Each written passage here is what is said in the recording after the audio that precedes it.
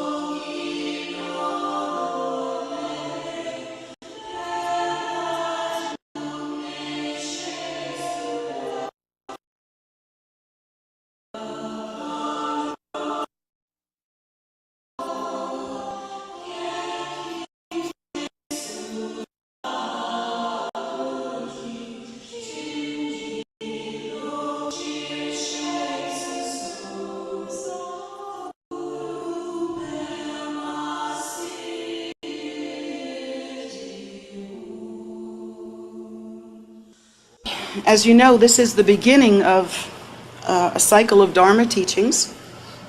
His Holiness will arrive tomorrow, and with Muksan Rinpoche and Karma Kuchin Rinpoche. Think about that. So I feel like, for me, it feels like Christmas is tomorrow, basically. It feels wonderful. So we should realize that what is coming now is the opportunity to be in the presence of living Buddhas. These lamas of our lineage are living Buddhas. How it is that we can be so fortunate to have His Holiness Karma Kuchin Rinpoche coming and Muksan Rinpoche coming. I mean, what? I woke up this morning and the first thing I thought was, what have I done to deserve this? What possibly could any of us have done to deserve this? My idea of a good time is to get these three guys to stand around in a circle and me right in the middle. Just cook me. So that's what I was thinking. Since my birthday's coming up, I'm going to ask.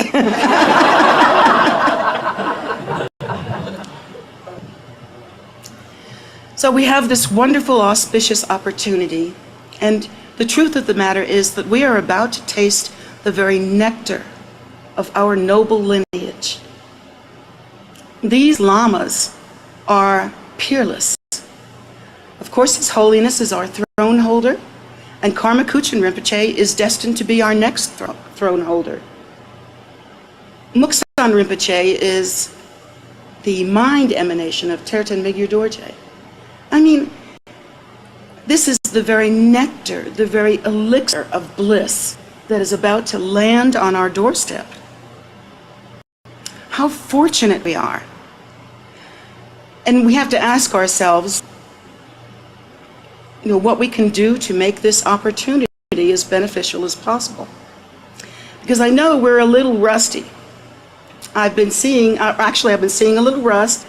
And I've been hearing creaks, just these little creaks, little Dharma creaks coming out of you guys.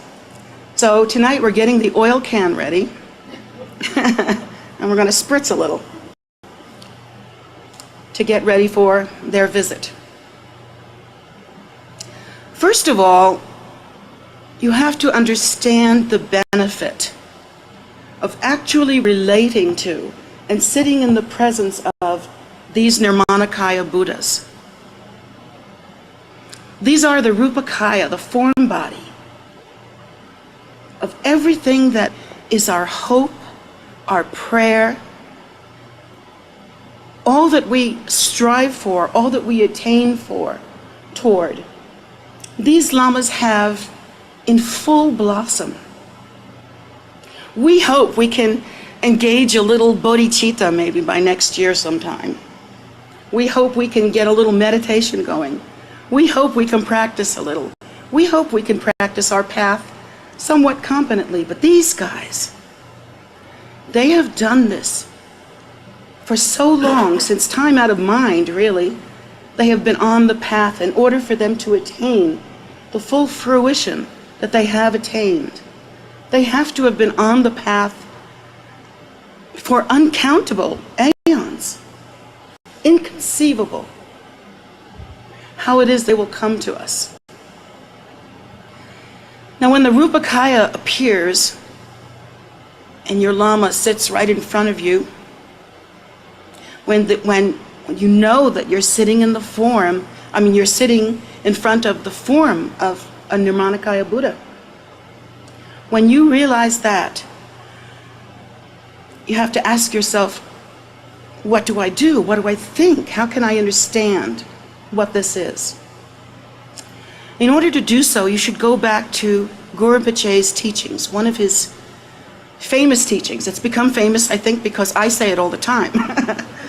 I don't know how famous it is actually. It's maybe one of the smaller teachings. But he promised us, and I take this to heart. He said, I will appear as your root guru. So that we know when these Nirmanakaya Buddhas come to us to give us empowerment, to give us blessing, that we are truly blessed. That this unbroken line of teacher-student, teacher-student, teacher-student goes directly back to Guru Rinpoche's appearance in the world and his journey to Tibet to bring Buddhism, to bring the Dharma to Tibet. There in that incarnation, along with his companion, one of his two main consorts, Yeshe Tsogyal, he actually manifested these Dharma treasures and hid them. He hid them in many places. As you know, he hid them in rocks, he hid them in water, he hid them in the air, so that at the properly appointed time, they would manifest accordingly. But also he hid these treasures in the minds of his students, his heart sons, his closest students. And then later they incarnated as Tertons, one of which, of course, is Terton Migyur Dorje. Now, his emanations are coming here in Rupakaya form, in the flesh. We will actually be able to touch these guys, but don't.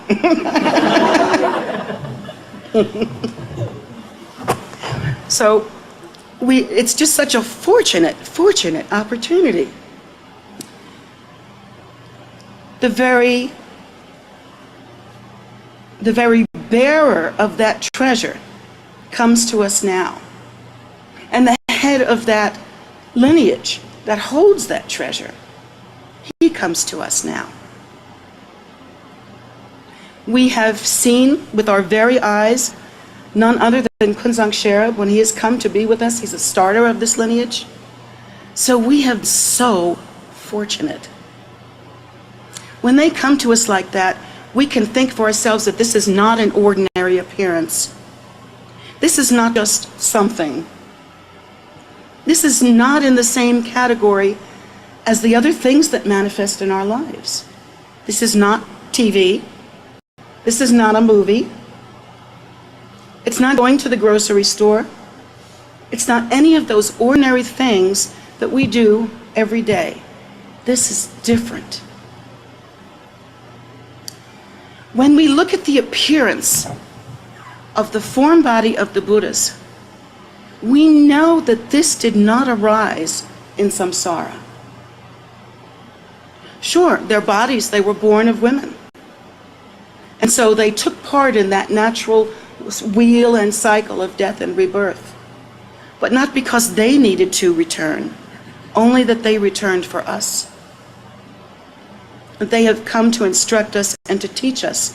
And they have each attained enlightenment, and that enlightenment cannot be bought. It cannot be cajoled. It cannot be begged. It cannot be granted. I'm sorry to tell you that there is not going to be some sort of coming in which that will be granted. This enlightenment arises not from samsara, and you cannot create samsaric causes to give rise to that, to this miracle. Instead, you must trust and you must understand that this appearance, although seeming to be an ordinary body, is none other than Guru Rinpoche himself. We should think like that, because he promised us. He said, I will appear as your root teacher. And so we should think this is none other than Guru Rinpoche himself. And we know that from our practice of Guru Yoga, that this is the very face of enlightenment. The very taste, the very essence, the very nectar of enlightenment. And so since these lamas that come to us to give us their blessing do not arise from samsara, is it appropriate then for us to juggle things around like what we're going through right now and our emotions and, you know, our things that we are, just our stuff, you know? Should we simply arrange that to make room? That's a little weak, if you think about it. That's not much of an offering. Because when these lamas come, we must understand that they mean to cut like a knife. Why? Why will they do that? They're compassionate, aren't they? Well, absolutely. But here's the deal. The deal is that we are tumbling, lost, banging our heads against the walls of samsara, endlessly repeating crazy patterns and crazy thoughts and crazy issues again and again and again, because we don't know any better. So you can expect that when these lamas come, they have to cut through something. They're not meant to leave your life unchanged. It's the funniest thing. When our teachers come, we defend ourselves. You know? We think, I'm only going to change this much. And thank goodness I'll only, you know, I only won't be able to watch TV or whatever, do what we do, for those 4 or 5 days. So that won't be too bad. But it's true. Whether we admit that to ourselves, those thoughts are rumbling around in there. Can I take all this time out? Well, let me tell you. They come to you because in order to truly attain realization, in order to truly abandon samsara and move toward liberation, you must change utterly. Not just emotionally. People are waiting for an emotional reaction. That's just samsara. You can juggle your emotions and move them around anytime. You don't even need a lama for that. And you know it. Because what have you been doing for the past couple of years? We've been juggling our emotions. And so they are meant to cut, when they come, our entire habituation patterns. And so these things that we call these patterns and characteristics and qualities, or if you can call them that, that we call our personality, and we rigidly cling to because we think that's it, that's us. That's who we are, and we're darn cool at it. We cling to that so hard that sometimes often it takes utter disruption. It sometimes takes that.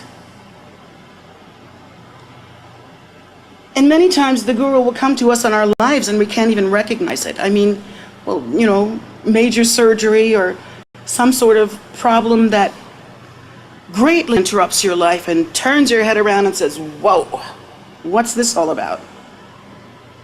Sometimes that happens, but of course, being samsaric, we can hardly recognize it. It's very difficult. We think, oh, this thing just happened to me. We are fortunate, though.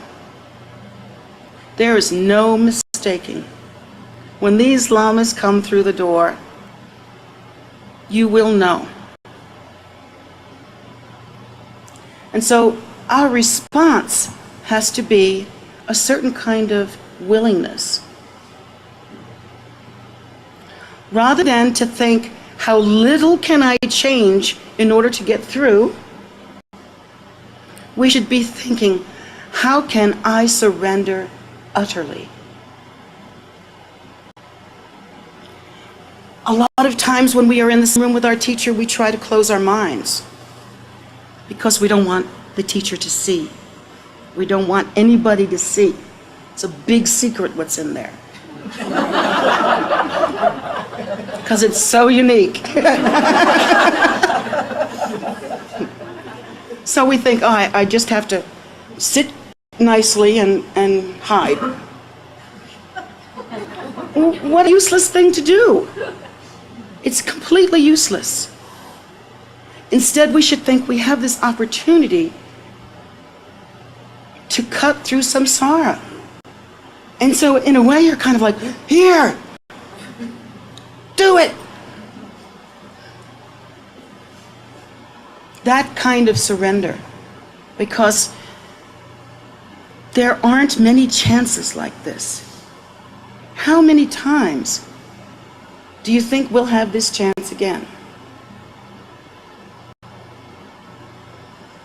You have to wonder. And it's not like none of us are ready for a change. And it's not like we don't need a change.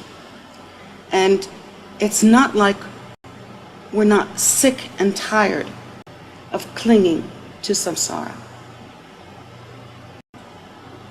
Because samsara has abused us, has mistreated us, has abandoned us, has picked us back up again and slapped us around. Samsara is not our friend. And so when these lamas come, we think, open me up, do it. Ripen my mind. And that's the purpose of their coming. And here's where I want to caution you. I'm making this gesture of, ripping the shirt and, open my heart. But really, that's not it, is it? That's an emotional thing. That's emotional. You can do that, still not open anything. More than that, we should understand that these lamas, they're not here to make us feel good necessarily, at least not in the short haul. I mean, the gift that they would like to give us is a long haul gift. You understand? It's like you may have to put sitting in an uncomfortable position for a few hours, but the payback is sweet. You have empowerment. You receive the blessings of this lineage in a banquet. You receive the very essence, the very fruits of the gifts that Terten Migyur Dorje gave the world. Think about it. Think how many minds his blessing has ripened. Unbelievable. And that we get to take a bit of that. But we're so used to eating shit that we don't know how to taste happiness, how to taste what is pure. It's hard for us, being steeped in samsara, to know what is to be abandoned and what is to be taken up. So I would like to explain a little bit about why these lamas give empowerment and why empowerment is so necessary. Empowerment is not simply a ceremony.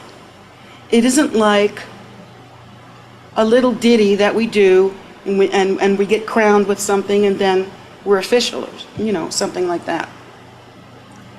Empowerment is not an emotional experience, although it may affect you emotionally. Empowerment is the Lhama ripening the mind, maturing the mind of the disciple. That's what it is. So that trying to practice without empowerment will probably yield a very, very stunted and unfortunate fruit.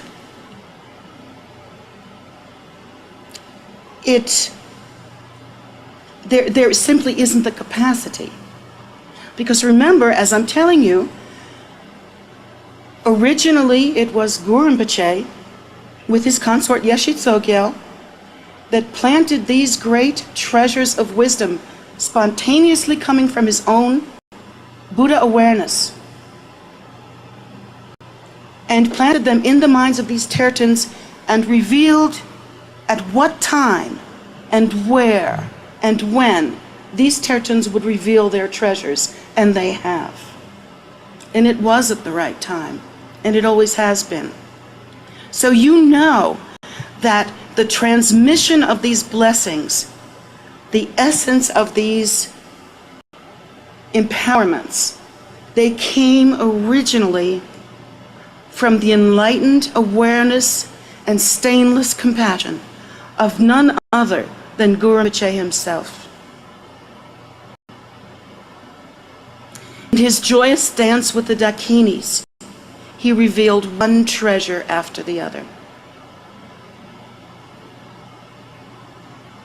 And they are hidden everywhere. And the main treasure revealers have revealed and are revealing, have revealed their treasures exactly when they were supposed to, and under the proper conditions. And that's what you receive. You receive that spontaneous blessing from Guru Rinpoche's mind, which comes from the purely enlightened state, hidden until the appropriate time, revealed, and then conferred teacher to disciple, teacher to disciple, teacher to disciple, in an unbroken lineage until you receive.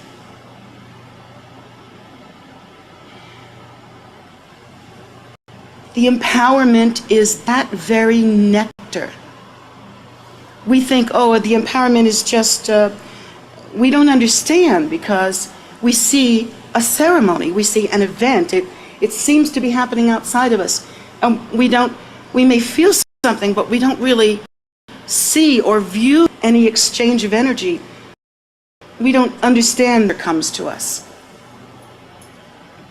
But we should try to understand that, because the truth of the matter is that this ripening of the mind that occurs when the outer, inner, and secret levels of empowerment are given, while we may not yet understand because we haven't practiced enough, they are the jewels in seed form that ripen and mature the mind in order to achieve enlightenment.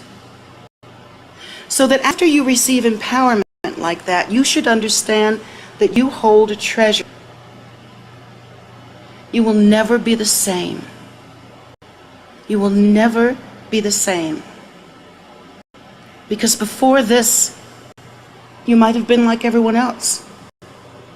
But once you receive that empowerment, that seed resides within the mind. Resides within one's mind, within the mind stream, until such time as we practice and that seed begins to grow and eventually bears fruit.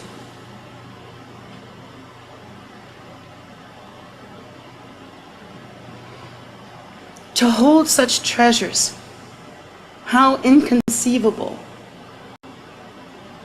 And then what do we do with them? A lot of times we are not our own best friend because we don't do what should be done with something so precious. Like the jewels they are, these empowerments should be kept tenderly within the heart and mind, moistened by the breath of our own practice, sweetened by our pure intention, brought to life by our compassion for the suffering of all sentient beings. This is our job, to understand that we are changed utterly and that we can never be the same. We may be habituated into going back to the same emotional patterns, but really, even if we don't understand the value of this blessing, it's still our blessing. We still have this. We still have the right and the responsibility to grow that seed into the enlightenment that we all long for, into the liberation that we all cry out for.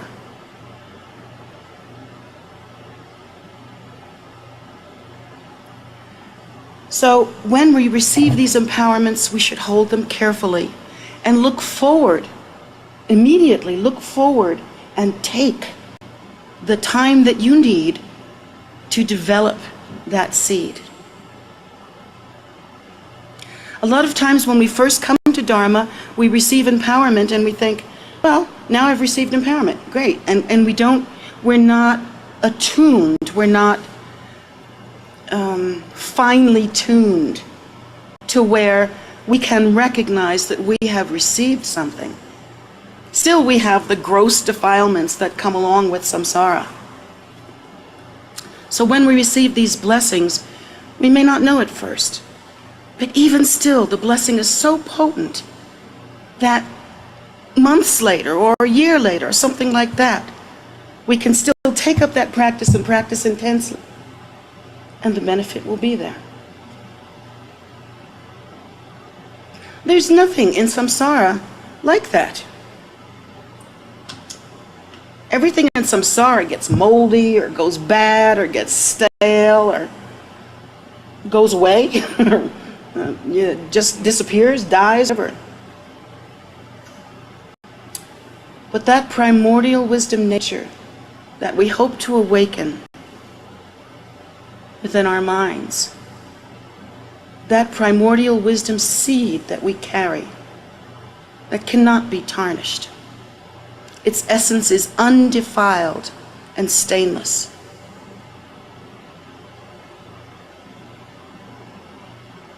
And so we are challenged then to think about that a little bit and understand that this in some way makes us like precious vehicles. Not precious in a stupid way, like, hey, I'm precious, don't I look precious today? Not like that. But to understand that this vessel holds the stainless blessing of none other than Guru Rinpoche himself.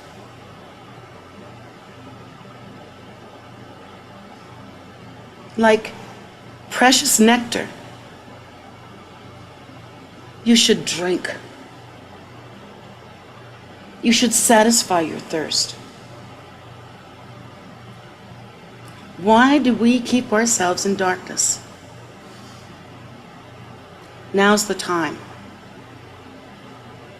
They're coming, and they're coming at just the right time. I can't tell you what's in the works, but I can tell you they always know when it's the right time. And whatever happens, whatever these lamas do, trust. His Holiness says, His Holiness was just in our temple in Maryland. So his visit was there. And he told the Sangha there that our temple is like a great jewel, peerless, that there's none other like it. That we have the largest ordained community led by a laywoman, which is kind of interesting. And he thinks our students have excellent qualities, growing qualities, becoming qualities. And he says, most of all, beyond that, he said, we Tibetans, we have a traditional way of making our temples look and making them appear, and we have a traditional way of talking and approaching. And he said, you have something that we cannot provide, and that is Jetsunma. And I'm not saying that to brag about myself, but it's because we're American. That wasn't a great feat that I accomplished, being American.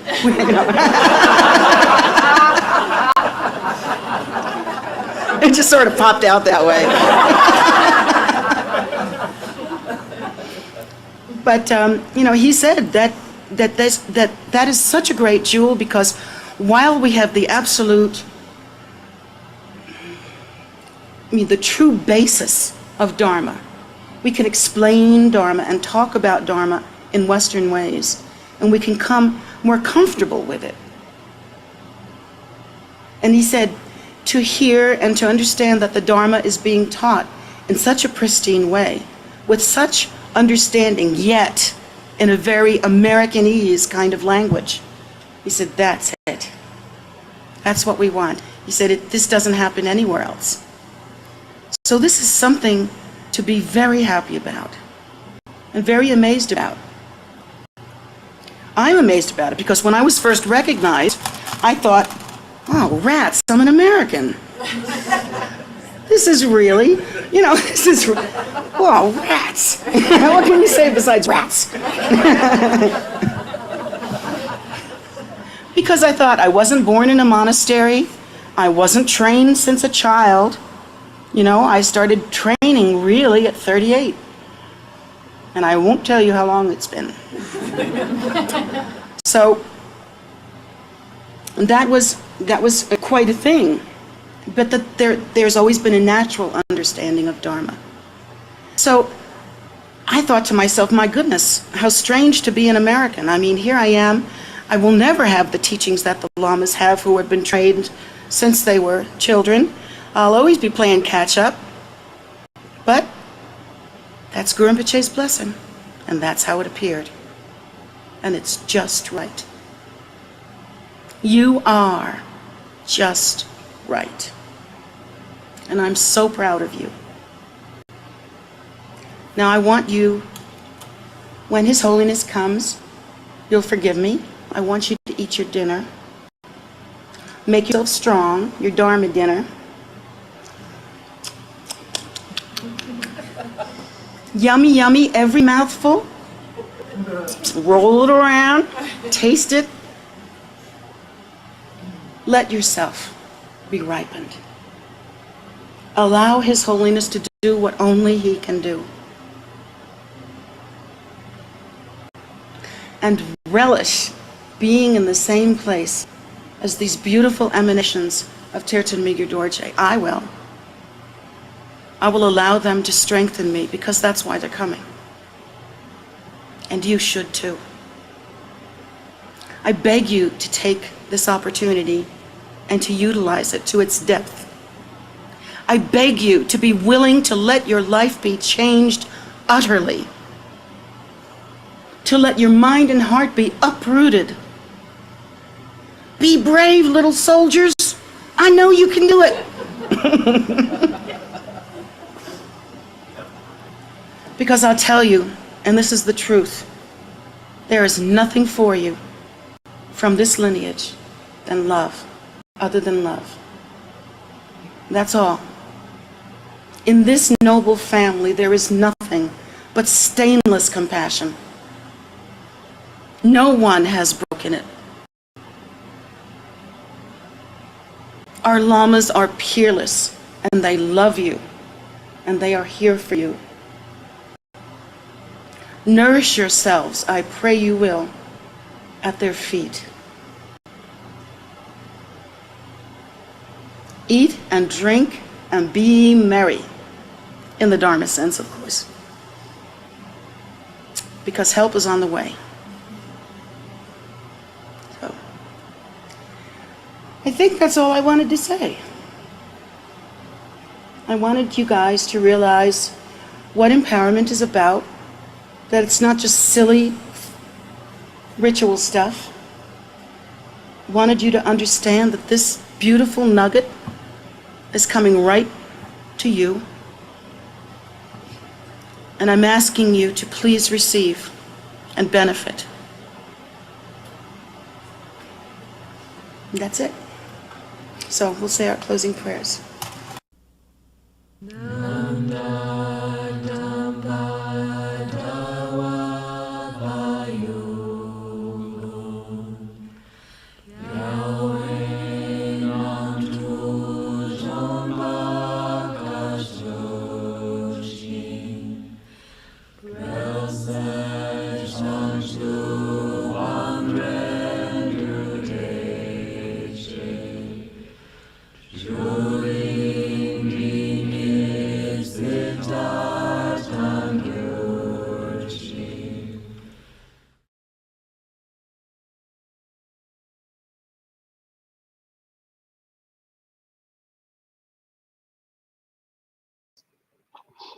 Thank you so much for being here. Thank you so much for listening. And just thank you so much for being you. How about that? We're so lucky right now because we also have a lineage lama in residence, Khenpo Tenzin Karze. And Khenpo was actually brought up in the Payul Monastery as a child, left Tibet, and then was raised in Namdrolin. And he found, he went all the way through the Shedra and became a Khenpo. And he is just, he's here as our resident teacher, and he will be teaching regularly. So, woohoo! So that will be very exciting. And we are now about to enjoy another banquet headed our way. As if Jetsunma wasn't enough, she has her own banquet. She keeps feeding the world. So we are incredibly, incredibly lucky in so many ways. You can look on the calendar to see what teachings are available. These teachings by Jetsunma we show on Wednesdays and on Sundays. In the coming weeks and months, Khenpo will be taking one of those Sundays a month to teach to a Q&A session, and I'll find out if that can also be on YouTube. I'm not sure. But so it may be 3 of the 4 Wednesdays or 4 of the 5 Wednesdays, who knows. But Sundays we're still on at 11 a.m. and most Wednesdays still on at 7:30 p.m. For this teaching, and they will still be on YouTube, and all will still go on. We'll find our way through this incredible banquet that is headed our way again, and we will enjoy finding our way. Meditation classes are Saturday and Sunday mornings at 10 a.m. and they are live in the prayer room here or on YouTube. We have Medicine Buddha every evening at 7 p.m. We just have a lot going on here. The 7 p.m. is on Facebook Live, and it's a very short Medicine Buddha practice that gives you the opportunity to really connect in with Medicine Buddha in a short period of time and to offer up your prayers for those who can also benefit from that. Let's see, and every day we have a silk offering, which is a food offering ceremony that is dedicated to bringing about more and more merit. So with that, You know, you can then, you know, move along the path. It's kind of like, you know, what you can use for energy is the merit. So instead of trying to tell you times, let me just tell you, go to tara.org, go to the calendar. There's a link to it there in the chat, or you can just go on the homepage of tara.org, Tara.org, and drop down to the bottom of the page and click where it says webcasts and calendar, and just go below the webcast and find the calendar. And that will, you can click on the event, it will tell you what's happening, and it will tell you how to get there, and it will tell you if it's a practice.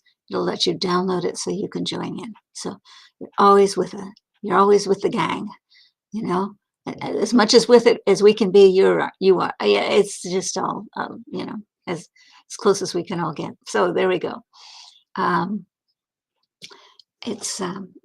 every day there's something going on, mostly in the evenings, but Saturdays at noon and Sundays at 2. That's a pretty standard time. And it's coming up when the weather gets warmer. The Sunday practice will be over at the Guru Rinpoche statue. So that will kind of change how we get it to you. But nonetheless, you can join in. So go to tara.org, find all the ways to connect. And if you're anywhere close to the area, please come. You have a home here, and you ought to just come check it out. So there's just so much to do, so much to see, and the energy is so different from what you will find outside in the world, where everything right now, at least in this area, since we're outside Washington, D.C., it's all about politics. That's not what's happening here. Jetsunma is working hard to feed so many of the people who are food insecure in this area, and she has created a vast network of how to do that and how to do it well. So check that out at kpcbuddhistrelief.org. You can find a page on that on tara.org, and then click over to the whole website, which it got pretty big pretty fast. And join in if you can. If you want to make an offering to Jetsunma herself, you can do that through her PayPal account at jetsumagift@gmail.com. That's one word, jetsunmagift@gmail.com. So join, come back soon. Next teaching up will be Wednesday evening at 7:30, I believe. So come and join us. You'll find out on the calendar. Okay? Be well, be safe, and have a great week or few days till we see you again.